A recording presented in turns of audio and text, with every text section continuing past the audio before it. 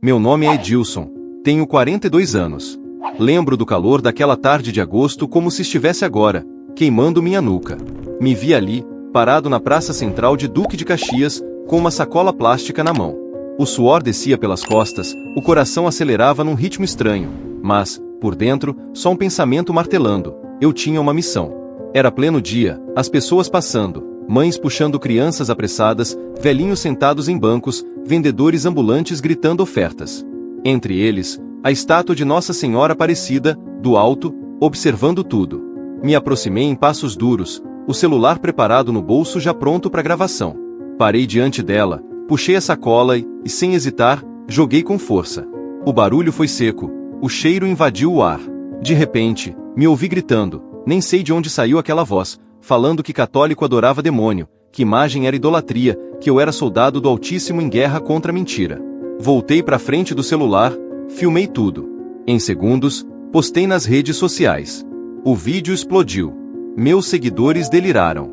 Mais de 200 mil na época, alguns dizendo herói, outros endemoninhado. Eu ria, não via problema. Achava que estava fazendo justiça divina ali, expurgando o erro do povo. Era como se uma energia quente me inflamasse por dentro, alimentando meu orgulho. O movimento em volta mudou de cor. Vi olhares desconfiados, dedos apontando, comentários sussurrados. Mas segui andando no meio da praça como se nada tivesse. Da sacola, ninguém chegou perto. No fundo, achei que seria só mais um episódio entre tantos outros, não passava pela minha cabeça que aquele seria o marco do meu antes e depois. Quando cheguei em casa, o vídeo já batia 40 mil visualizações. Entrei, deixei a porta bater com força. Tatiane, minha esposa, estava preparando o jantar. Meus meninos na sala, brigando pelo controle remoto. Ela olhou, percebeu meu sorriso. O que você aprontou agora? Respondi que tinha feito a vontade de Deus, limpei a praça. Ela sorriu de volta, sem saber, sem julgar. Naquele momento, ainda éramos só nossa bolha. Fui para o quarto conferir os comentários. Mais ódio, mais apoio, mais adrenalina. Me sentia invencível. Mas a noite trouxe um silêncio diferente. Meu corpo começou a pesar, as mãos ficando frias. Tentei dormir cedo, mas sonhei com vultos escuros rodeando meu travesseiro. Ouvi vozes, pareciam preces, ora ameaças. Acordei 3 ou 4 vezes suando. Levantei para beber água, olhei pelo vidro da janela e vi as luzes da praça ao longe, a estátua branca cintilando sob um poste. O peito apertou, deixei passar. Voltei a dormir. Quando amanheceu, centenas de notificações no celular. Amigos pastores compartilhando, outros me enviando ameaça por DM. Entre eles, minha irmã Débora. Só escreveu: "Você cruzou um limite." Não respondi. O orgulho era maior do que tudo. No fundo, meu coração já dava sinais, um latejar incomodando, mas eu me fiz de surdo, ignorando qualquer desconforto. Cresci católico. Fui coroinha, ajoelhava ao lado da minha avó Neuza, sentindo o alívio do incenso, o gosto doce da hóstia. Fiz primeira comunhão de roupa branca, lembro do cheiro de perfume barato nas mãos dela enquanto me abençoava. Mas, ao completar 18, descobri outra verdade. Entrei numa igreja evangélica levado por um amigo da escola. As músicas eram diferentes, batidas de palmas, glória para todo lado. Prometeram salvação imediata, vitória sobre todo o mal. Senti que aquilo era para mim. Me batizei de novo, publiquei as fotos, queimei as imagens que minha avó tinha me dado. Virei diácono, logo virei líder de jovens, o orgulho ganhando tamanho. Quando abri minha própria igreja numa garagem em São João de Meriti, achei que tinha nascido de novo. Era duro. Pregava forte, sem rodeios. Atacava tudo e todos. Macumba era obra do mal. Católico era idólatra. Espíritas, enganados pelo diabo. Chamava padres de lobos, dizia que o Papa era anticristo. Dos púlpitos, sentia o poder nas palavras, a resposta nos olhares arregalados. Minha irmã, que continuou católica, se afastou de vez. Você ficou extremista. Eu dava de ombros, não precisava de quem não aceitava a verdade. Tatiane me apoiava, trazia nossos 3 filhos para a igreja, cada gesto dela confirmando meus dogmas. Ensinava meus meninos a rejeitar tudo que não fosse a nossa fé. Imagem não salva. Não se misture, repetia. Cada live que eu fazia atacando outras religiões, mais gente me seguia. Era como se meu ego crescesse junto com os seguidores, sufocando qualquer dúvida. Mas o tempo, silencioso, tem suas maneiras de mostrar o quanto somos pequenos. Foi exatamente 5 horas depois daquele ato na praça. Estava em casa, olhar grudado nas curtidas, coração explodindo de tanta arrogância. De repente, um calor estranho subiu pelo peito, respiração falhou. Senti a mão esquerda formigar, tentei fechar, não consegui. O lado do meu rosto pareceu derreter, o peito explodiu em dor. Caí no chão do corredor, sem ar, engolido por um desespero que não cabia em palavras. Cambaleava tentando pedir ajuda, mas a voz não saía. As paredes se aproximaram, o teto ficou longe, tudo girando, só o som abafado dos meus filhos gritando no fundo, Tatiana em pânico ao telefone. Achei que não voltava mais. O tempo parou ali, entre o chão frio e o medo absoluto. Os passos apressados dos paramédicos, luzes piscando, barulho de sirene atravessando minha casa. O olhar da minha esposa, olhos vermelhos, boca tremendo sem conseguir dizer nada. Na ambulância, tudo escuro. Senti meu peito apertando ainda mais, uma dor rasgando, vontade de gritar e sumir ao mesmo tempo. Abri os olhos num lugar estranho. A luz crua das lâmpadas, cheiro de álcool, o bip insistente de um monitor grudado ao meu lado. O mundo parecia distante, como se eu estivesse preso debaixo d'água. Os sons vinham quebrados. Tatiane estava ali, segurando minha mão. Os olhos dela inchados de tanto chorar. Do outro lado da cama, um médico sério, prancheta na mão. Infarto agudo do miocárdio. Seu coração parou por 4 minutos. As palavras pareciam não fazer sentido. Meu braço esquerdo não se movia. O medo varria tudo. O senhor teve sorte de sobreviver. Repetiram várias vezes, mas no fundo, doía mais pela vergonha que crescia a cada notícia que Tatiane me dava. Foi ela quem contou, baixinho, que a polícia esteve lá em casa perguntando do vídeo. Que tinha católico ameaçando o processo. Advogado procurando meu nome, a imprensa ligando direto, desconhecidos ameaçando de morte. A sua igreja ficou vazia, Edilson. O pessoal tem vergonha. Tem medo. Dizem que é na solidão que conhecemos o valor do que temos. Durante 3 dias, fiquei entubado, preso entre vida e morte. O mundo seguiu sem mim. Tatiane me visitava a cada horário permitido, ficava em silêncio, olhos cheios de pena, mas sem palavras. Os amigos sumiram. Pastores, irmãos da fé, todos desapareceram. A igreja, que era minha razão de viver, virou uma lembrança distante. A cada noite passada sozinho, encarando o teto, o barulho dos equipamentos se misturando aos meus pensamentos. Medo. Só isso restou. Medo de morrer, medo de acordar, medo de nunca mais encontrar paz. No hospital, cada cheiro penetrava fundo, o frio da madrugada grudando nos ossos. Pedi para deixarem a luz acesa, não suportava o escuro.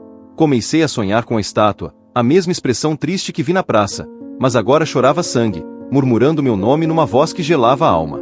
Acordava suando, tremendo, sem coragem de fechar os olhos de novo. Cheguei a pedir para a enfermeira conversar comigo, qualquer assunto, só para fugir das vozes da minha cabeça. Senti um buraco por dentro, por fora, estava vivo, por dentro, despedaçado.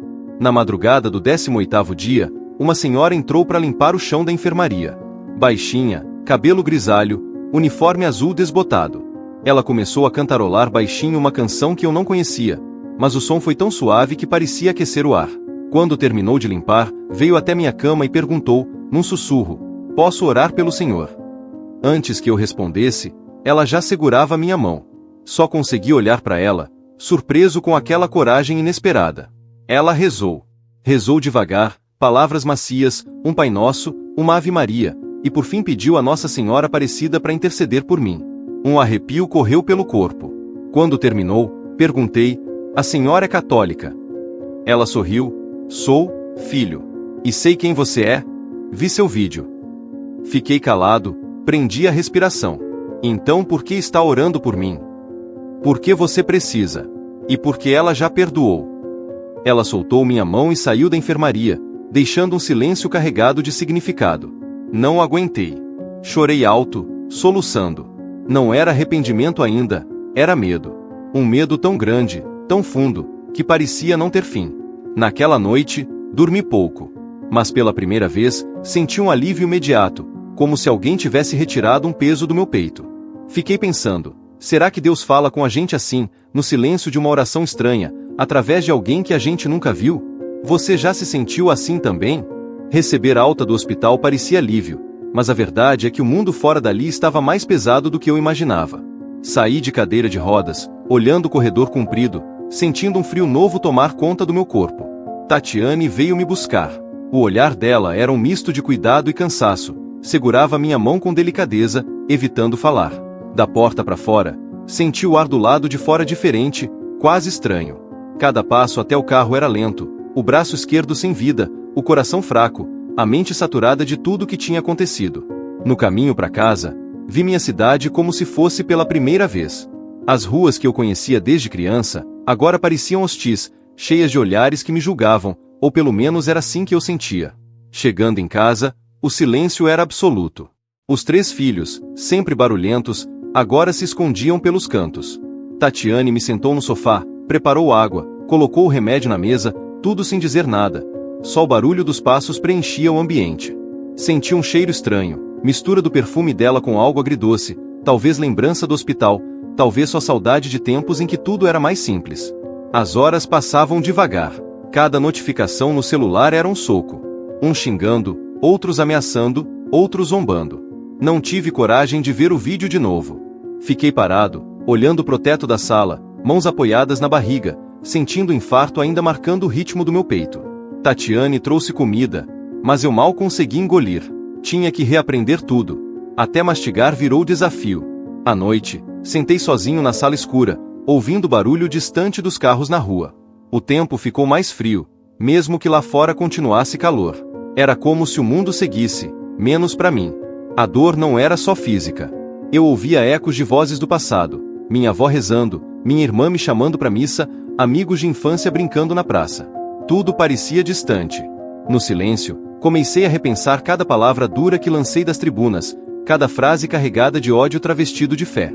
Lembrei de reuniões em que expulsei pessoas da igreja por pensarem diferente. Lembrei de brigas familiares. Uma pontada forte tomou conta do peito. Agora não era dor de infarto, era um incômodo cru, uma espécie de vergonha.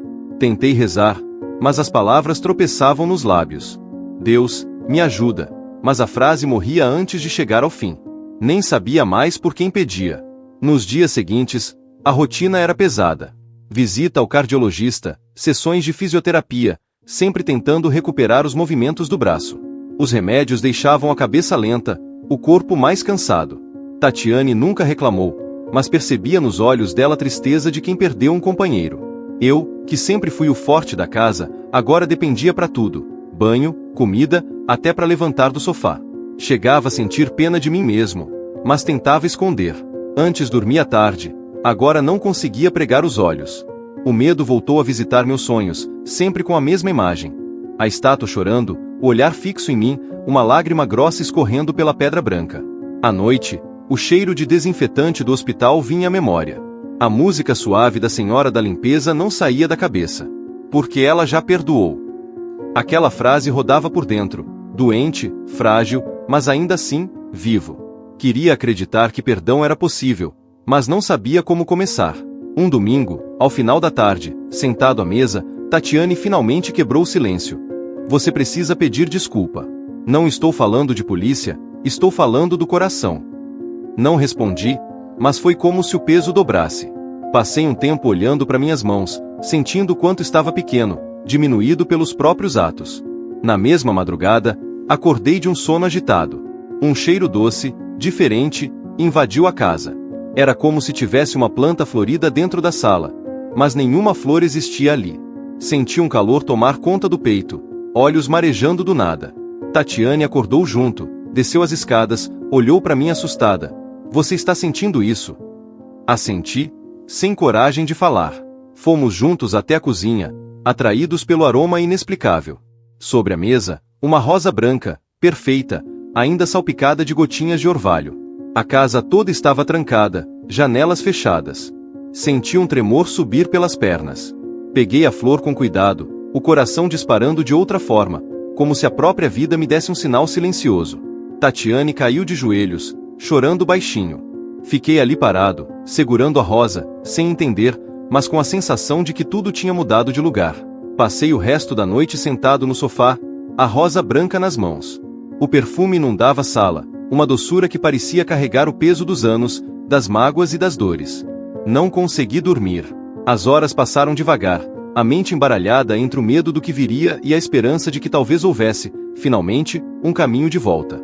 Tatiane ficou ajoelhada por muito tempo, depois levantou sem uma palavra, foi buscar uma vasilha e colocou a rosa dentro, com água fresca.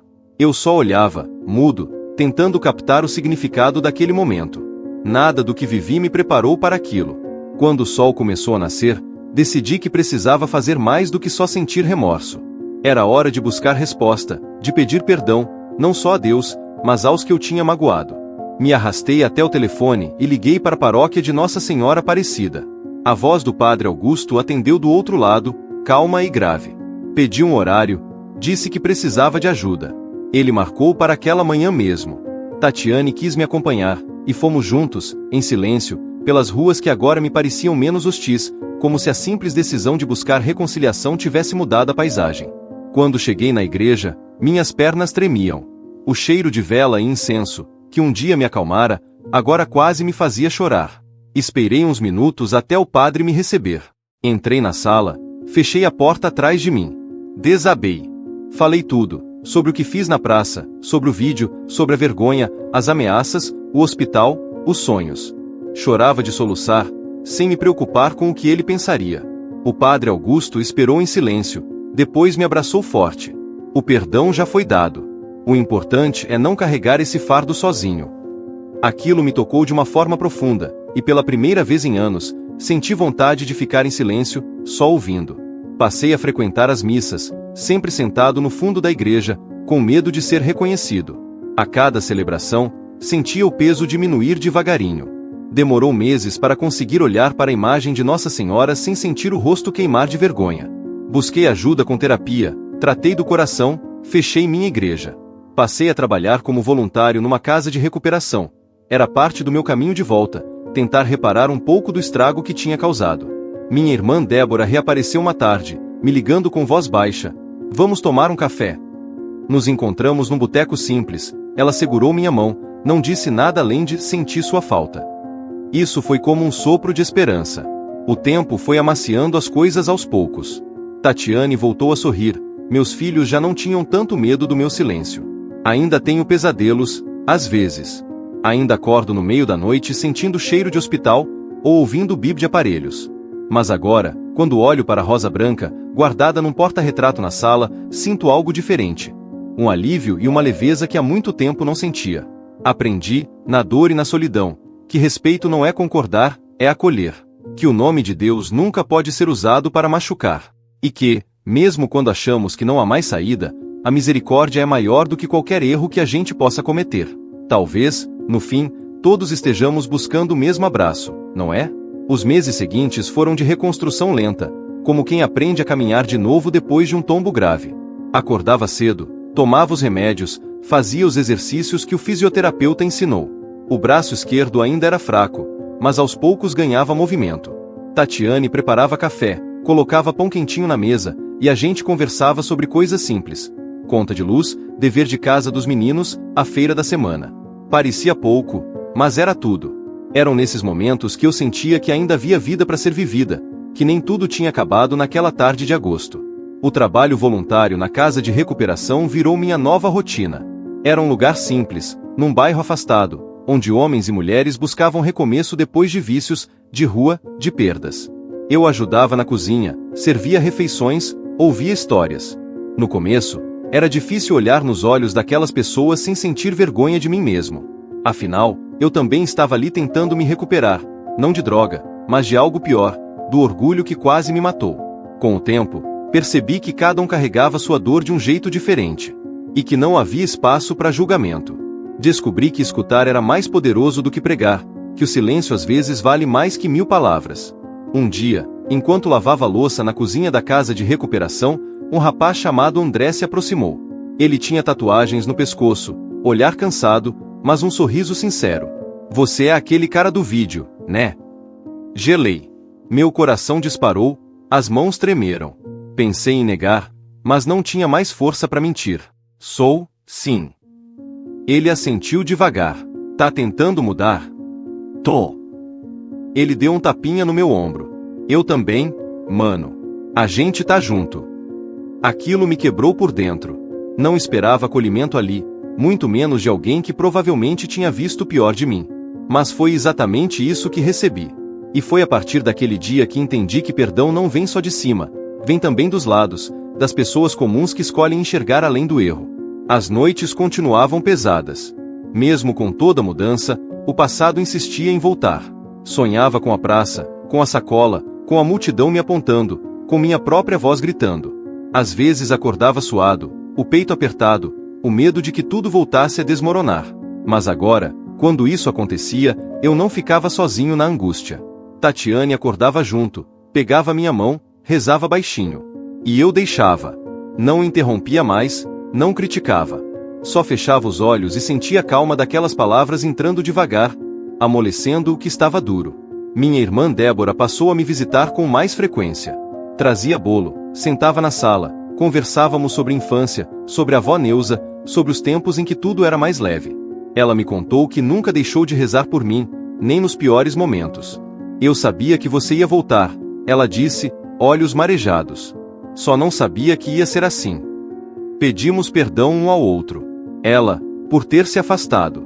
Eu, por ter afastado. E, de alguma forma, aquilo fechou uma ferida antiga que sangrava há anos.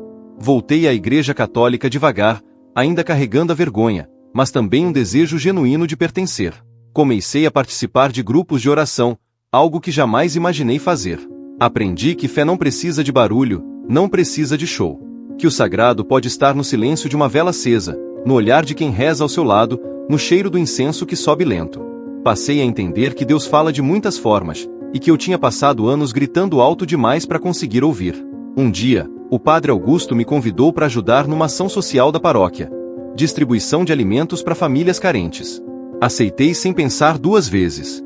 No sábado de manhã, fui até a Praça Central, a mesma praça onde tudo tinha começado. Senti um aperto no peito ao ver a estátua de Nossa Senhora Aparecida, agora limpa, intocada, serena. Fiquei parado por um minuto, respirando fundo, pedindo forças. Tatiane estava ao meu lado. Você consegue, ela sussurrou. E eu fui. Ajudei a montar as mesas, a organizar as cestas, a entregar os pacotes. As pessoas me olhavam, algumas reconheciam, mas ninguém disse nada.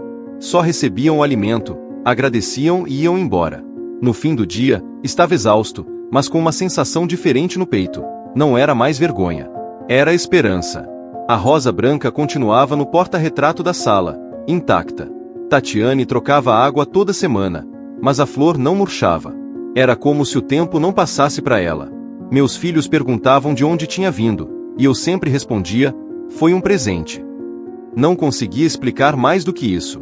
Eles eram pequenos demais para entender, mas sentiam que aquela flor era especial. Às vezes, eu ficava olhando para ela e me perguntava, será que Deus fala com a gente assim, sem palavras, só com sinais? Será que é assim que Ele nos lembra que não estamos sozinhos? Passado um ano do infarto, fui chamado para depor na delegacia. Era sobre o processo que os católicos tinham aberto contra mim. Cheguei lá com as pernas bambas, Tatiane do meu lado, segurando minha mão. O delegado me ouviu, fez as perguntas de praxe, anotou tudo. Quando terminou, olhou para mim e disse, o senhor tem sorte. A comunidade pediu para retirar a queixa. Disseram que o senhor já pagou o preço. Não consegui segurar as lágrimas. Agradeci, saí dali sem acreditar. Na rua, abracei Tatiane e chorei feito criança. Ela só repetia, tá tudo bem agora, tá tudo bem. Mas o maior desafio ainda estava por vir, pedir perdão publicamente. O padre Augusto sugeriu que eu desse um testemunho durante a missa, contando o que tinha acontecido, pedindo desculpas à comunidade. A princípio, recusei. Tinha medo de ser humilhado, de ser expulso, de ouvir vaias. Mas Tatiane me encorajou. Se você realmente mudou, precisa mostrar. Não por eles, por você. Levei semanas para aceitar. Quando finalmente concordei, passei noites escrevendo o que ia dizer, mas no fim, decidi que não levaria papel nenhum. Ia falar do coração. No domingo marcado, a igreja estava cheia. Subi até o altar com as pernas tremendo, o coração disparado. O padre Augusto me apresentou, explicou brevemente o contexto. Respirei fundo e comecei a falar. Contei tudo. A infância católica, a conversão, o extremismo, o ato na praça, o infarto, o hospital, a rosa, o perdão. Falei da vergonha, do medo, da solidão. Pedi desculpas, de joelhos, com a voz embargada. Quando terminei, o silêncio tomou conta da igreja. Pensei que seria vaiado, mas o que veio foi um aplauso. Lento no começo, depois mais forte. Pessoas se levantaram, chorando junto comigo. Uma senhora idosa veio até o altar e me abraçou. Deus te abençoe, filho.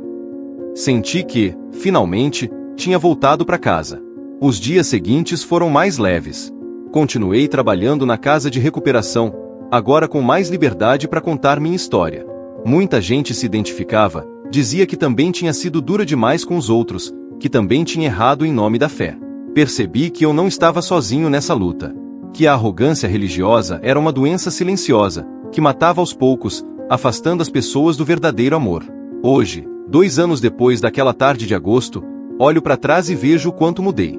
Não sou mais o homem que gritava nas redes sociais, que julgava sem conhecer, que usava Deus como arma. Aprendi que fé verdadeira é humilde, é silenciosa, é acolhedora. Que respeitar o outro não significa concordar com tudo, mas reconhecer que cada um tem sua própria busca, seu próprio caminho. Minha relação com Deus agora é mais quieta, mais íntima. Não preciso provar nada para ninguém. A rosa continua ali, no porta-retrato, me lembrando todo dia de que a misericórdia é real. Que mesmo quando achamos que não há mais volta, que tudo está perdido, existe uma força maior nos esperando de braços abertos. Tatiane diz que a flor é um milagre. Eu acredito que sim. Mas o verdadeiro milagre foi ter sobrevivido, não só fisicamente, mas espiritualmente. Foi ter encontrado perdão onde eu menos esperava. Foi ter aprendido que o amor é sempre maior que o ódio. Ainda tenho muito o que consertar. Ainda carrego cicatrizes, tanto no corpo quanto na alma. Mas agora sei que estou no caminho certo. E que, no fim, o que importa não é quantos seguidores você tem, quantas curtidas recebe, ou quantas pessoas aplaudem suas palavras. O que importa é a paz que você sente quando deita a cabeça no travesseiro à noite. E eu, finalmente, consigo dormir em paz. O tempo foi passando e, com ele, fui descobrindo camadas de mim mesmo que tinha enterrado há anos. A terapia ajudava a desenterrar essas partes, uma por uma, com cuidado.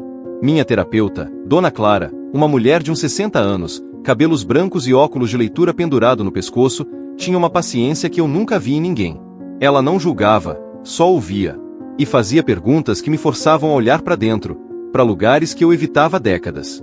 Por que você acha que precisava gritar tanto, Edilson? Fiquei em silêncio por um tempo, sentindo o peso da pergunta. Depois, respondi, porque tinha medo de não ser ouvido. Ela assentiu devagar. E agora? Agora eu aprendi que o silêncio também fala.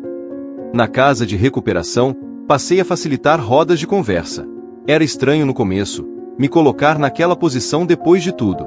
Mas percebi que minha história tinha valor exatamente por causa dos erros. As pessoas se abriam comigo porque sabiam que eu não estava ali para julgar. Um homem chamado Marcelo, que lutava contra o alcoolismo há mais de 10 anos, me disse uma vez: "Você me dá esperança, Edilson. Se você conseguiu mudar, eu também consigo." Aquelas palavras ficaram ecoando na minha cabeça por dias.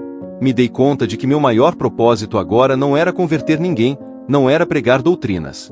Era simplesmente estar presente, ser ponte, ser escuta.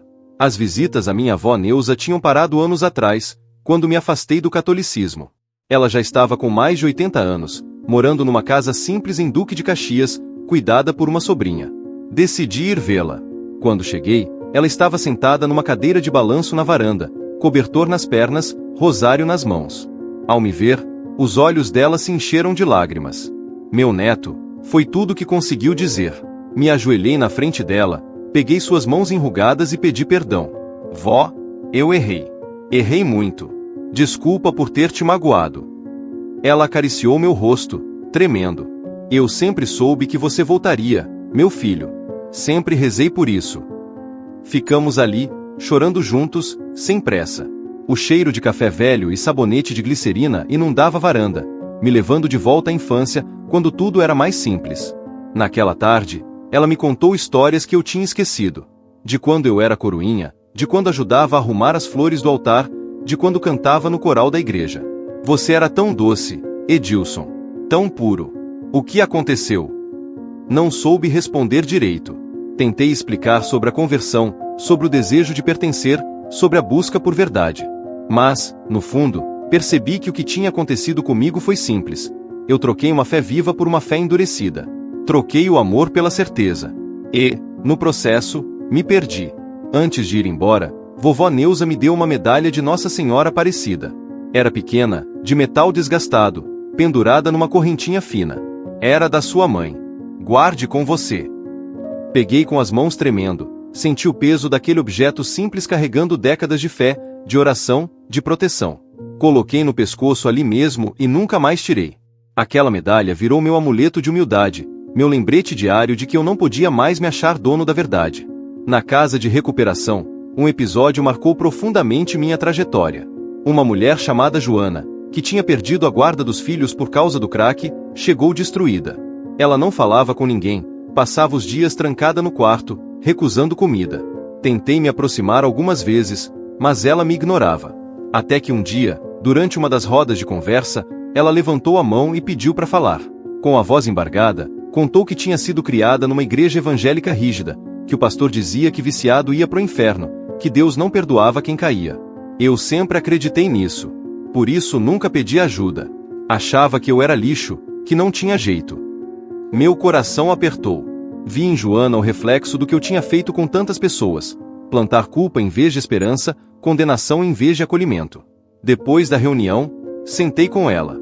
Pedi desculpas em nome de todos os pastores que pregaram ódio disfarçado de santidade.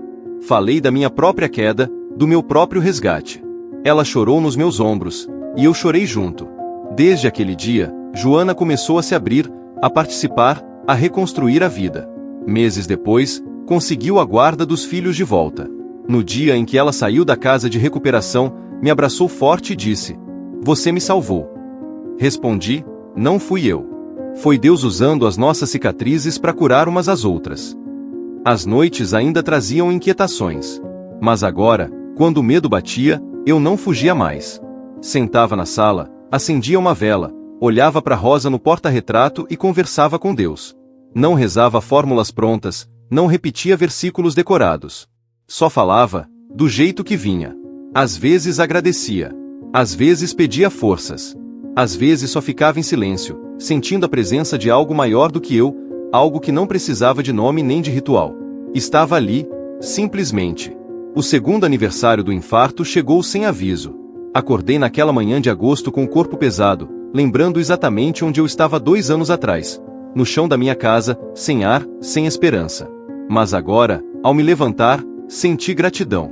Gratidão por estar vivo, por ter uma segunda chance, por poder abraçar meus filhos, por dividir o café da manhã com Tatiane. Ela preparou o pão de queijo, do jeito que eu gostava, e ficamos conversando sobre os planos do dia. Nada de especial, nada de grandioso. Só a vida, simples e preciosa. À tarde, fui até a praça. Sozinho. Precisava encarar aquele lugar de novo, não com vergonha, mas com aceitação. Cheguei devagar, sentei num banco próximo à estátua de Nossa Senhora Aparecida. As pessoas passavam, crianças corriam, vendedores gritavam. A vida seguia, indiferente ao que tinha acontecido ali anos atrás. Olhei para a estátua, para aquele rosto sereno esculpido em pedra, e falei baixinho: "Obrigado por não ter desistido de mim." Não sei se foi impressão, mas juro que senti uma brisa leve tocar meu rosto, mesmo sem vento. Um arrepio subiu pela espinha. Fiquei ali por quase 1 hora, só observando, respirando, sentindo a paz tomar conta. Quando voltei para casa, Tatiane tinha preparado um almoço especial. Chamou Débora, meus filhos, até alguns amigos novos da igreja. Foi uma celebração pequena, mas cheia de amor. Durante a refeição, meu filho mais velho, Gabriel, de apenas 10 anos, perguntou: "Pai, por que a gente está comemorando?" Olhei para ele, pro rostinho curioso, e respondi: "Porque hoje faz 2 anos que eu aprendi a viver de verdade." Ele não entendeu direito, mas sorriu. Um dia, quando crescer, vou contar tudo. Vou mostrar que até os erros mais graves podem ser redimidos, que ninguém está perdido para sempre. Nos meses que se seguiram, fui convidado pelo Padre Augusto para participar de um retiro espiritual. Era voltado para pessoas que tinham se afastado da fé ou que estavam em processo de conversão. Aceitei, mesmo com receio. Foram 3 dias de silêncio, oração, Reflexão. Lá, conheci histórias ainda mais dolorosas que a minha. Gente que tinha perdido filhos, que tinha sobrevivido a tentativas de suicídio, que carregava traumas profundos. E todos ali buscando a mesma coisa: paz interior, perdão, recomeço. No último dia do retiro, tivemos uma celebração ao ar livre. Cada pessoa levou uma pedra, simbolizando algum peso que carregava. No final da missa, fomos convidados a jogar a pedra num rio que passava perto. Quando chegou minha vez, peguei a pedra que tinha escolhido, uma pedra pesada, cinza, áspera, e a segurei por um tempo. Aquela pedra era meu orgulho, minha arrogância, meu passado. Respirei fundo e joguei com força. Ela afundou rápido, levando consigo tudo que eu não queria mais carregar. Senti um alívio imediato, como se meu corpo tivesse ficado mais leve. Voltei para casa transformado de novo, percebendo que a fé é um processo contínuo, não um destino fixo. A casa de recuperação começou a crescer. Mais voluntários apareceram, mais pessoas buscando ajuda. Fui convidado para assumir a coordenação do setor de acolhimento. No começo, achei que não estava pronto, mas a equipe insistiu. Você sabe o que é cair e levantar, Edilson. Isso é tudo que a gente precisa. Aceitei, com humildade. Passei a organizar as atividades, treinar novos voluntários, acompanhar os casos mais difíceis. Cada pessoa que passava por ali levava um pedaço de mim, e deixava um pedaço também. Era uma troca constante, um aprendizado diário. Uma noite, sozinho no escritório da casa de recuperação, olhando para a papelada espalhada na mesa, me peguei pensando: o que te move em tempos de incerteza? Para mim, a resposta tinha mudado completamente. Antes, era o ego, a necessidade de ser reconhecido, de estar certo. Agora, era o amor. O amor que fui incapaz de enxergar por tanto tempo, mas que sempre esteve ali, esperando que eu abrisse os olhos. Tatiane engravidou de novo. Não planejamos, foi surpresa. No começo, fiquei com medo. Será que meu coração aguentaria? Será que eu conseguiria ser um pai melhor dessa vez? Mas, com o passar dos meses, a alegria venceu o medo. Decidimos que, se fosse menina, chamaria Maria, em homenagem a Nossa Senhora, a Rosa Branca, ao perdão. Quando ela nasceu, pequenininha, chorando alto, segurei nos braços e senti que tudo fazia sentido. Que toda dor, todo erro, toda queda, me trouxeram até aquele momento. E que valia a pena. Maria cresceu rápido, como acontece com todos os filhos. Cada sorriso dela era um lembrete de que a vida pode recomeçar, que o passado não define quem somos, mas o que fazemos a partir dele. Ela tinha os olhos da mãe e uma calma que eu nunca tive. Às vezes, quando embalava ela no colo, tarde da noite, olhava para aquele rostinho e pedia para Deus me dar sabedoria para criá-la diferente. Sem rigidez, sem julgamento, sem o peso da religião usada como arma. Queria que ela conhecesse a fé pelo que ela realmente é: amor, acolhimento, liberdade. Os anos foram passando, e minha rotina se consolidou. Acordo cedo, tomo café com a família, levo os meninos para a escola, sigo pro trabalho na casa de recuperação.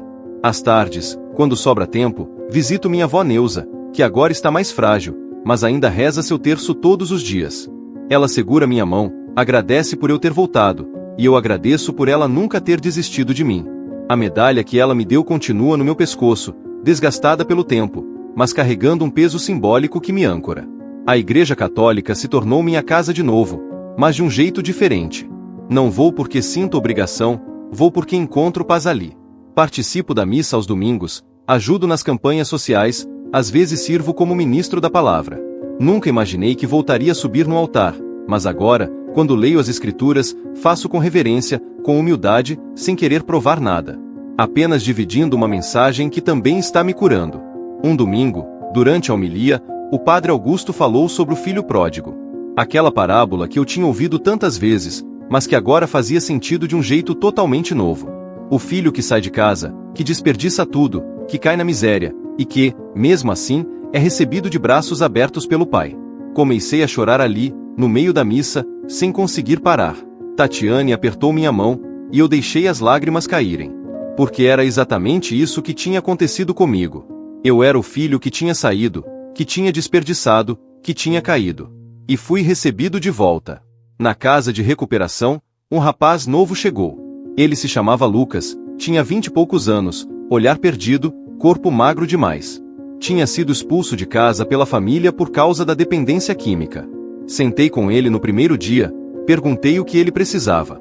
Ele olhou para mim, olhos vermelhos, e disse: "Preciso acreditar que eu não sou lixo." Meu coração doeu. Peguei ele pelo ombro e falei: "Você não é. E eu vou te provar isso." Passei os meses seguintes acompanhando Lucas de perto. Levava ele para as reuniões, conversava nas madrugadas quando a fissura apertava, apresentei ele pro Padre Augusto, que também começou a acompanhá-lo. Aos poucos, Lucas foi se reerguendo. Voltou a estudar, conseguiu um emprego como ajudante numa marcenaria, reconciliou com a mãe. No dia em que Lucas completou um ano limpo, fizemos uma pequena celebração na casa de recuperação. Ele fez questão de fazer um discurso, e chamou a mim e ao padre para ficarem ao lado dele. Com a voz emocionada, contou toda a trajetória, agradeceu a ajuda, e terminou dizendo: "Se o Edilson conseguiu mudar, se ele conseguiu se perdoar, eu também posso." Aquilo me partiu. Percebi, naquele momento, que minha história não era mais só minha. Ela pertencia a todas as pessoas que, de alguma forma, se viam nela. E isso me dava um propósito maior do que qualquer número de seguidores que eu tive um dia. Tatiane, sempre ao meu lado, me disse uma noite, enquanto estávamos deitados no escuro: "Você sabe que eu tenho orgulho de você, né?" Virei para ela, surpreso. "Orgulho? Depois de tudo que eu fiz?" Ela sorriu. "Por causa de tudo que você fez. Porque você não fugiu, não desistiu. Você enfrentou." Abracei ela forte, sentindo o peso de tanta generosidade. Eu não merecia, mas estava aprendendo a aceitar o amor como ele é, incondicional. As redes sociais, que um dia foram meu palco, agora ficaram para trás. Apaguei todos os perfis antigos, todos os vídeos, todas as postagens cheias de ódio. Criei um perfil novo, simples, onde só compartilho mensagens de esperança, fotos da família, trabalhos da casa de recuperação. Não busco mais números, não busco validação. Só quero compartilhar um pouco da luz que recebi. A rosa branca continua intacta no porta-retrato. Já se passaram quase 5 anos, e ela permanece fresca, como no primeiro dia. Cientistas diriam que é impossível. Céticos diriam que é fake. Mas eu sei o que vi, sei o que vivi. E isso basta. Aquela rosa é meu milagre particular, meu lembrete diário de que, por mais que eu tenha caído, fui erguido. Por mais que tenha errado, fui perdoado. Por mais que tenha machucado, fui curado. Hoje, quando olho para trás, vejo um caminho tortuoso, cheio de curvas acentuadas, quedas bruscas, momentos em que achei que não sobreviveria. Mas também vejo as mãos que me seguraram. A mão de Tatiane, que nunca me abandonou. A mão de Débora, que voltou a me chamar de irmão. A mão da senhora da limpeza no hospital, que rezou por mim quando eu era inimigo da fé dela. A mão do Padre Augusto, que me acolheu quando eu não merecia. A mão da minha avó Neuza, que nunca deixou de rezar. E, acima de tudo, a mão de Deus, que esteve ali o tempo todo, mesmo quando eu não conseguia enxergar. Aprendi que fé verdadeira não tem nada a ver com gritar mais alto, com ter razão, com provar que o outro está errado. Fé verdadeira é silenciosa, é humilde, é acolhedora. É sentar ao lado de quem sofre sem tentar converter, sem julgar, só estando presente. É reconhecer que ninguém tem o monopólio de Deus, que Ele é grande demais para caber nas nossas caixinhas teológicas. Aprendi que respeito é essencial. Que eu posso discordar de alguém e ainda assim amá-la. Que posso ter minha fé sem precisar destruir a fé do outro. Que o mundo é plural, diverso, complexo, e que isso não é ameaça, é riqueza. Passei anos tentando uniformizar as pessoas, achando que só havia um caminho certo. Hoje sei que Deus fala diferentes línguas, usa diferentes símbolos, habita diferentes corações. E que cabe a mim respeitar, não controlar. Aprendi sobre perdão. Não o perdão superficial, aquele que a gente fala mas não sente. Mas o perdão profundo, que liberta tanto quem perdoa quanto quem é perdoado. Perdoei a mim mesmo pelos erros. Perdoei as pessoas que me atacaram depois do vídeo. Perdoei os amigos que me abandonaram no hospital. E, mais importante, aceitei o perdão de Deus, que é infinitamente maior do que qualquer culpa que eu possa carregar. Meus filhos estão crescendo numa casa diferente da que eu imaginei construir anos atrás. Não é uma casa de regras rígidas, de proibições sem sentido, de medo de Deus. É uma casa de amor, de diálogo, de respeito. Ensino eles a rezar, mas também ensino a ouvir, a acolher, a não julgar. Gabriel, o mais velho, outro dia me perguntou: "Pai, qual é a religião certa?" Respirei fundo e respondi: "A que te ensina a amar mais." Ele ficou pensativo, depois assentiu. E eu soube que estava no caminho certo. A casa de recuperação virou referência na região. Ampliamos o espaço, contratamos profissionais, formamos parcerias com outras instituições. Hoje, atendemos mais de 50 pessoas por mês. Cada história que chega ali é única, cada dor é legítima, cada vitória é celebrada. E eu sigo aprendendo com cada um deles, percebendo que, no fim, todos estamos buscando a mesma coisa: pertencimento, amor, sentido. Às vezes me perguntam se eu me arrependo de ter gravado aquele vídeo, de ter feito aquilo na praça. A resposta é sim e não. Sim, porque foi um ato de ódio, de arrogância, que machucou muita gente. Não, porque foi a partir daquele erro que meu verdadeiro caminho começou. Foi preciso cair para aprender a levantar. Foi preciso perder tudo para entender o que realmente importa. Foi preciso quase morrer para começar a viver. Minha avó Neuza faleceu no ano passado. Estava dormindo, tranquila, rosário nas mãos. Quando recebi a notícia, senti uma dor imensa, mas também uma paz. Porque sabia que ela tinha partido em paz, sabendo que eu tinha voltado. No velório, peguei o rosário dela, o mesmo que ela rezava todo dia, e guardei comigo. Hoje, de vez em quando, pego ele e rezo também. Não por obrigação, mas por conexão. É minha forma de manter ela viva dentro de mim. Qual foi o momento mais inesperado em que você sentiu paz? Para mim, foi naquela madrugada, quando a Rosa apareceu na mesa da cozinha. Foi ali que entendi que não estava sozinho, que havia algo muito maior me guiando, me protegendo, me amando. E é isso que tento levar para cada pessoa que encontro. A certeza de que, por mais escuro que pareça, sempre há luz. Sempre há esperança. Sempre há recomeço. Hoje, vivo uma vida simples, longe dos holofotes, longe das multidões. Acordo cedo, beijo minha esposa, abraço meus filhos, agradeço por mais um dia. Trabalho com quem precisa, rezo quando sinto vontade, silencio quando necessário. Não tenho mais seguidores, não tenho mais igreja em meu nome, não tenho mais púlpito. Mas tenho paz. E isso, descobri, vale mais do que tudo. A misericórdia é real. Ela me alcançou quando eu menos merecia, me ergueu quando eu mais precisava, me transformou quando eu achei que era tarde demais. E se ela me alcançou, pode alcançar qualquer um. Porque Deus não desiste de ninguém, mesmo quando a gente desiste de si mesmo. A Rosa continua no porta-retrato, vigiando minha sala, lembrando que milagres acontecem. Que o amor vence o ódio. Que o perdão é mais forte que a culpa. Que nunca, jamais, é tarde demais para mudar. O convite veio de um lugar inesperado. Um canal de televisão local queria fazer uma matéria sobre transformação e resiliência, e alguém tinha indicado meu nome. No começo, recusei. A ideia de expor minha história de novo, de reviver tudo na frente das câmeras, me apavorava. Mas Tatiane me encorajou. Quantas pessoas podem ser tocadas pelo que você viveu? Quantas podem encontrar esperança? Pensei por dias, orei, conversei com o Padre Augusto. No fim, aceitei.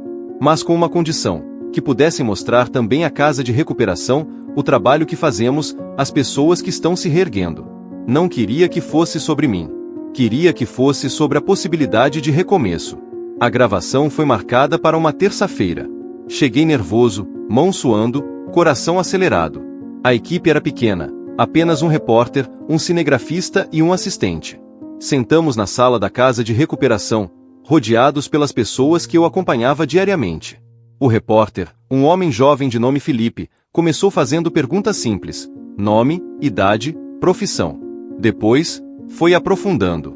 Me conta o que aconteceu em agosto de 2023. Respirei fundo.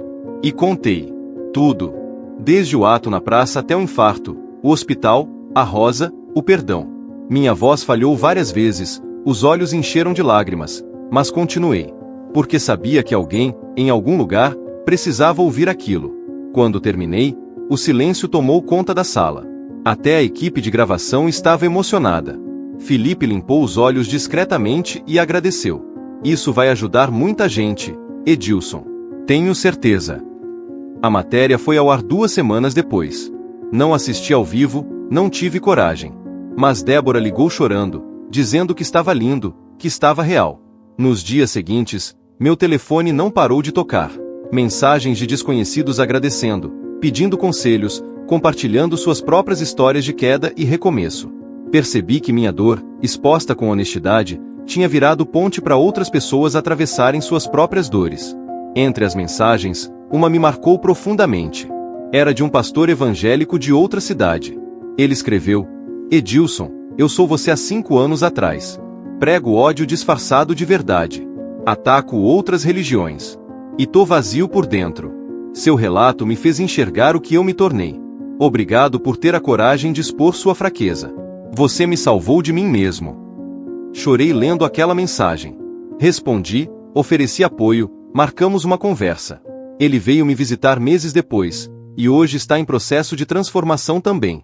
É incrível como nossas cicatrizes, quando expostas com verdade, podem curar feridas em outras pessoas. A vida foi ganhando novos contornos. Fui convidado para dar palestras em igrejas, em centros de recuperação, em eventos comunitários. No começo, era estranho estar na frente de uma plateia de novo. Mas agora, sem arrogância, sem pretensão de estar certo. Apenas compartilhando o que vivi, o que aprendi. Falava sobre intolerância religiosa, sobre saúde mental, sobre perdão, sobre recomeço. E sempre terminava dizendo: se eu, que fiz o que fiz, pude ser perdoado e transformado, você também pode. Não importa o tamanho do seu erro, sempre há um caminho de volta. Uma dessas palestras aconteceu numa igreja evangélica. Quando recebi o convite, fiquei receoso. Será que me aceitariam? Será que me julgariam? Mas o pastor, um homem chamado Renato, foi enfático. Sua história precisa ser ouvida aqui também. Precisamos aprender. Aceitei. No dia, a igreja estava cheia. Subi ao púlpito, o mesmo tipo de lugar de onde preguei tanto ódio no passado, e falei com o coração aberto. Contei sobre meu extremismo, sobre como usei a Bíblia como arma, sobre como machuquei pessoas em nome de Deus. Pedi perdão. Falei sobre a importância do respeito, do diálogo, da humildade. Quando terminei, houve aplausos. Mas também houve lágrimas. Pessoas vieram me abraçar, confessar que também tinham sido duras demais, que também precisavam mudar. Um homem idoso, de cabelos brancos e bengala, se aproximou. Segurou minha mão com força e disse: meu filho saiu de casa porque eu disse que ele estava errado por ser católico. Faz 3 anos que a gente não se fala. Hoje, vou ligar para ele. Abracei aquele homem, sentindo o peso da reconciliação se movendo ali, naquele instante. E entendi que minha missão agora não era converter, era conectar. Não era pregar, era semear paz. Tatiane começou a me acompanhar em algumas palestras. Ela contava, do ponto de vista dela, como foi viver ao meu lado durante a transformação. Foi difícil. Teve momentos que eu quis desistir, mas o amor foi maior. Ouvir ela falar me emocionava sempre, porque eu sabia o quanto tinha sido pesado para ela carregar tudo aquilo, e ainda assim, ela ficou. O amor dela foi um dos maiores milagres que recebi. Depois das palestras, sempre reservávamos um tempo para conversar com as pessoas individualmente. Muitos vinham com histórias pesadas, pedindo orientação. Não tínhamos respostas prontas, mas oferecíamos escuta, acolhimento, e às vezes, só um abraço. Os anos continuaram passando, trazendo consigo pequenas vitórias e desafios diários. Gabriel, meu filho mais velho, agora adolescente, começou a fazer perguntas mais profundas sobre fé, sobre Deus, sobre certo e errado. Ao invés de impor minhas convicções, eu o incentivava a buscar, a questionar, a formar suas próprias conclusões. Pai, você acredita que só tem um jeito de chegar em Deus? Olhei para ele, para aqueles olhos curiosos, e respondi com honestidade: eu acredito que Deus é grande demais para caber numa única forma. O importante é que você busque com sinceridade, com amor. Ele assentiu, pensativo. E eu soube que estava plantando sementes diferentes das que plantaram em mim. Maria, a caçula, cresceu ouvindo a história da rosa branca. Para ela, aquilo era normal, fazia parte da rotina da casa. Às vezes, quando voltava da escola, corria até a sala, olhava pro porta-retrato e dizia: oi, Rosa. Aquela inocência, aquela fé sem questionamento, me enchia de ternura. Um dia, ela me perguntou: pai, por que a rosa não murcha? Sentei com ela no colo e expliquei, do jeito mais simples que consegui: porque é um presente de Deus pra gente nunca esquecer que o amor dele é eterno. Ela sorriu, satisfeita com a resposta, e saiu correndo para brincar. A casa de recuperação continuou crescendo. Formamos uma rede de apoio com psicólogos, assistentes sociais, advogados voluntários. Criamos oficinas de arte, de música, de marcenaria. O objetivo era não só ajudar as pessoas a saírem das dependências, mas também a reconstruírem suas identidades, seus sonhos. Ver um homem que chegou destruído saindo dali com um emprego, com a família reconciliada, com brilho nos olhos, não tem preço. Cada história dessas é combustível para continuar. Teve um caso que me marcou especialmente. Uma senhora chamada Dona Aparecida, nome que me arrepiou quando ouvi, chegou buscando ajuda pro filho. Ele estava preso, condenado por tráfico, e ela não sabia mais o que fazer. Sentei com ela, ouvi sua dor de mãe, e prometi que faria o que pudesse. Comecei a visitar o filho dela na cadeia, um rapaz de 25 anos chamado Rafael. No começo, ele era fechado, desconfiado. Mas aos poucos, foi se abrindo. Contei minha história para ele, e ele contou a dele. Tinha sido criado sem pai, entrou pro crime cedo, nunca teve oportunidade. Mas agora, eu só quero sair daqui e abraçar minha mãe, ele dizia. Trabalhei com advogados para tentar reduzir a pena dele. Não foi fácil, demorou quase 2 anos. Mas conseguimos. Quando Rafael saiu, estava diferente. Mais maduro, mais consciente. Arrumamos um emprego para ele na casa de recuperação, como ajudante de manutenção. Ele se dedicou, acordava cedo, não faltava um dia. Dona Aparecida vinha visitar sempre, trazia marmita, sentava para almoçar com o filho. Ver aquele reencontro, aquela segunda chance, me fazia acreditar ainda mais na força da redenção. O padre Augusto, que foi tão fundamental na minha caminhada, começou a enfrentar problemas de saúde. Descobriu um câncer, começou o tratamento. Fui visitá-lo no hospital, levei a medalha que minha avó tinha me dado. Toma, padre. Agora é sua vez de receber proteção. Ele sorriu, fraco, mas agradecido. Edilson, você virou meu maior orgulho. Quando te conheci, vi um homem quebrado. Hoje, vejo um homem inteiro. Segurei a mão dele, sentindo a fragilidade daquele corpo que abrigava tanta sabedoria, tanta bondade. Rezamos juntos, ali mesmo na enfermaria, como 2 peregrinos no mesmo caminho. Os meses passaram, e o padre Augusto partiu. No funeral, a igreja estava lotada. Subi ao púlpito e fiz uma homenagem, falando de tudo que ele tinha feito por mim, por tantas pessoas. Ele me ensinou que a igreja não é um prédio, é gente. E que o amor de Deus não cabe em dogmas, só em ações. Quando desci, várias pessoas vieram me agradecer pelas palavras. Mas a verdade é que eu estava agradecendo, pelo privilégio de ter cruzado com alguém tão especial. Hoje, quando me olho no espelho, vejo rugas novas, cabelos brancos surgindo, marcas do tempo. Mas também vejo um homem diferente. Um homem que aprendeu, na dor, o valor da humildade. Que descobriu, na queda, a força do perdão. Que entendeu, no silêncio, a voz de Deus. Não sou perfeito, ainda cometo erros, ainda tenho dias difíceis. Mas aprendi a me perdoar, a recomeçar, a seguir em frente. Se você pudesse descrever a sua busca por algo maior em apenas uma palavra, qual seria? Para mim, hoje, seria amor. Porque foi o amor que me resgatou. O amor de Tatiane, que não desistiu. O amor de Débora, que voltou. O amor da Senhora da Limpeza, que rezou. O amor do Padre Augusto, que acolheu. O amor de Deus, que nunca me abandonou. E é esse amor que tento retribuir todos os dias, em cada gesto, em cada palavra, em cada abraço. A Rosa continua lá, intacta, testemunha silenciosa de tudo. E eu continuo aqui, vivendo um dia de cada vez, grato por cada segundo, por cada respiração, por cada chance de fazer diferente. Porque no fim, a vida não é sobre acertar sempre. É sobre levantar sempre que cair. E eu levantei. E se eu consegui, você também consegue. A passagem do tempo trouxe uma serenidade que eu nunca imaginei ser possível. Acordar sem o peso da culpa, sem o medo de ser julgado, sem a necessidade de provar nada a ninguém, virou rotina. Mas junto com essa paz, veio também a responsabilidade de honrar a segunda chance que recebi. Não podia desperdiçar. Cada dia era uma oportunidade de plantar algo bom, de regar as sementes que outros plantaram em mim. Um convite diferente chegou pelo telefone.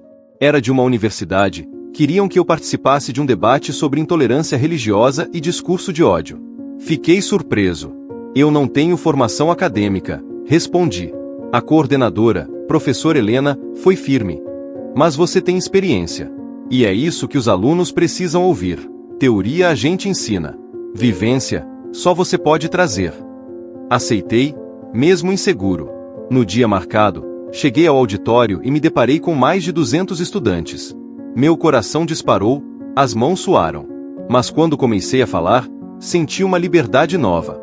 Não estava ali para impressionar, estava ali para alertar. Contei tudo de novo, mas dessa vez, com um foco diferente.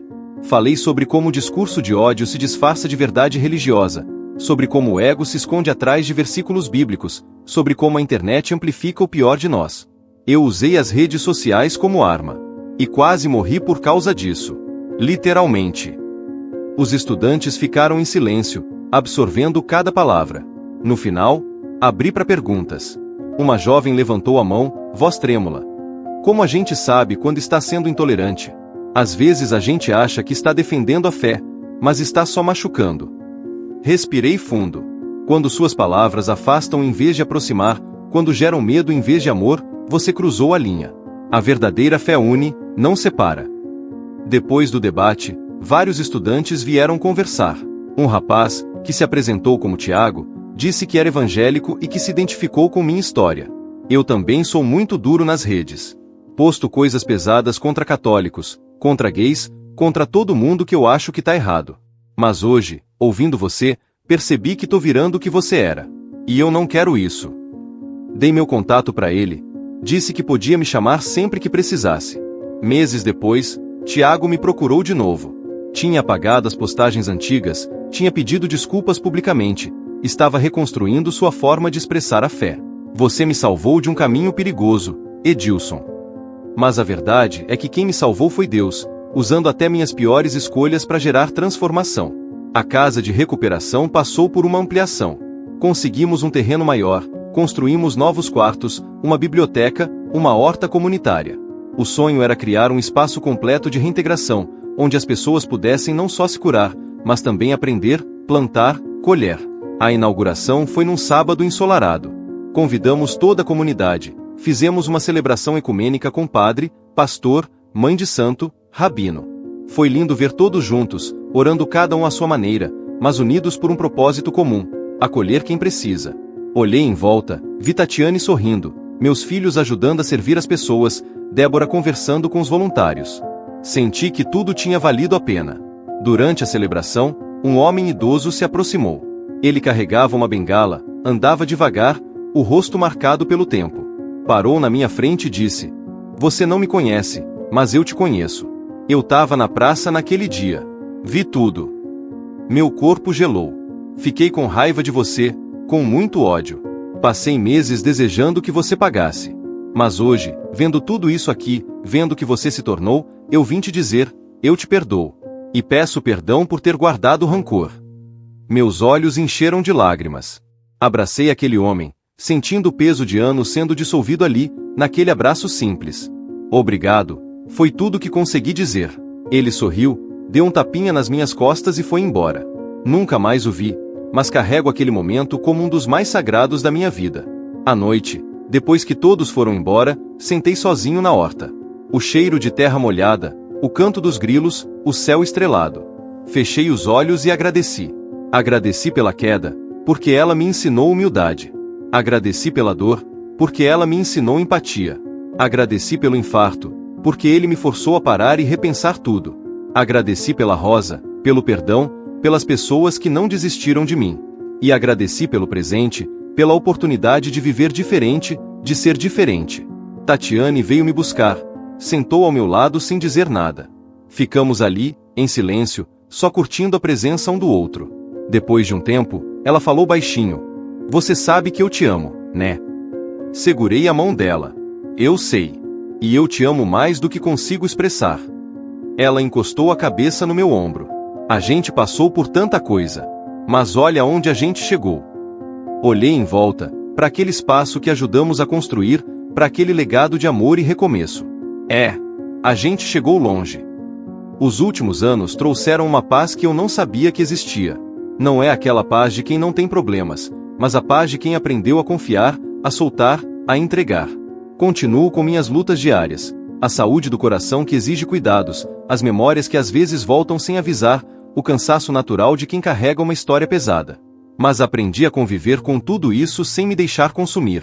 Gabriel decidiu estudar psicologia. Disse que quer ajudar pessoas como eu ajudo na casa de recuperação. Fiquei emocionado, orgulhoso de ver meu filho escolhendo um caminho de serviço. Pai, foi vendo você que eu descobri o que quero fazer. Abracei ele forte, sentindo que o ciclo tinha se fechado de uma forma bonita. De alguma maneira, meus erros viraram sementes de propósito na vida dele. Maria, agora com 7 anos, é uma criança cheia de perguntas, de luz, de curiosidade. Ela não carrega o peso do passado, não sabe do que eu fui capaz de fazer. Para ela, eu sou só o pai que brinca, que lê histórias antes de dormir, que faz panqueca no domingo. E isso me basta. Um dia, quando ela crescer, vou contar tudo. Mas por enquanto, deixo que ela viva a infância com a leveza que eu não tive. A medalha de Nossa Senhora Aparecida que minha avó me deu está gasta pelo uso. A imagem quase não se vê mais, o metal escureceu. Mas continuo usando todos os dias. É meu amuleto de humildade, meu símbolo de pertencimento, minha conexão com as raízes que tentei cortar mas que sempre estiveram ali, esperando que eu voltasse.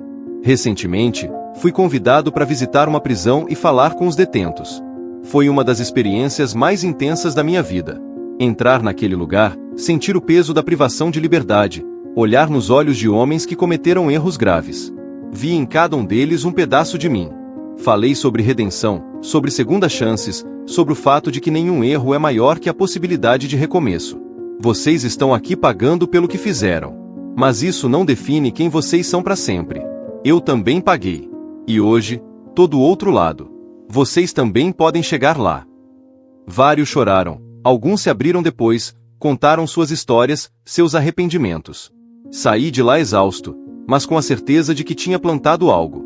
A rosa branca, depois de quase 8 anos, finalmente começou a murchar. Não foi de repente, foi aos poucos. Uma pétala aqui, outra ali. Quando percebi, senti um aperto no peito.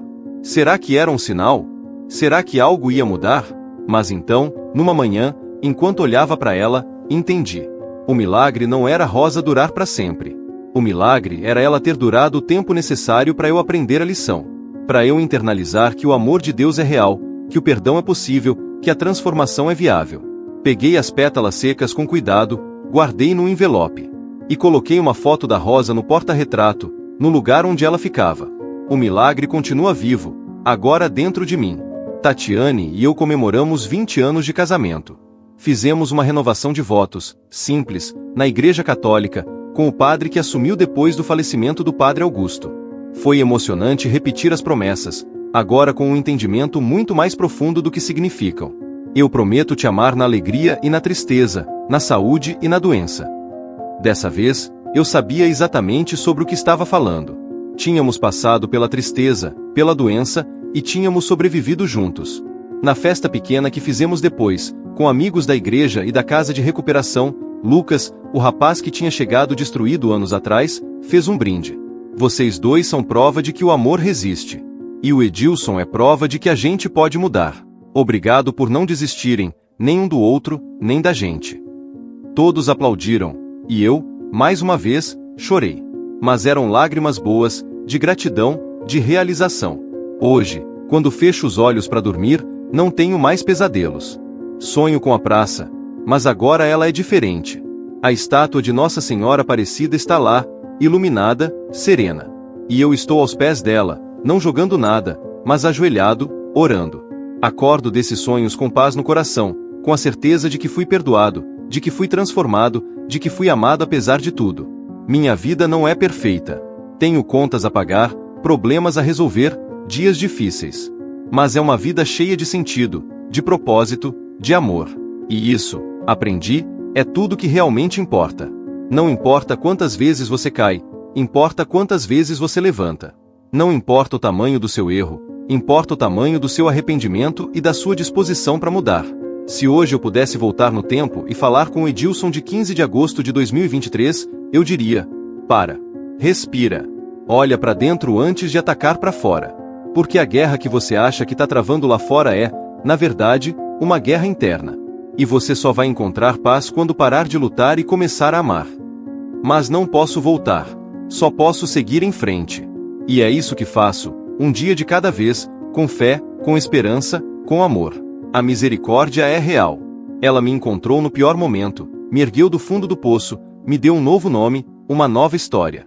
E se ela fez isso por mim, pode fazer por qualquer um. Nunca é tarde demais. Nunca é impossível demais. Nunca é grave demais. Porque o amor de Deus é maior. Sempre foi. Sempre será.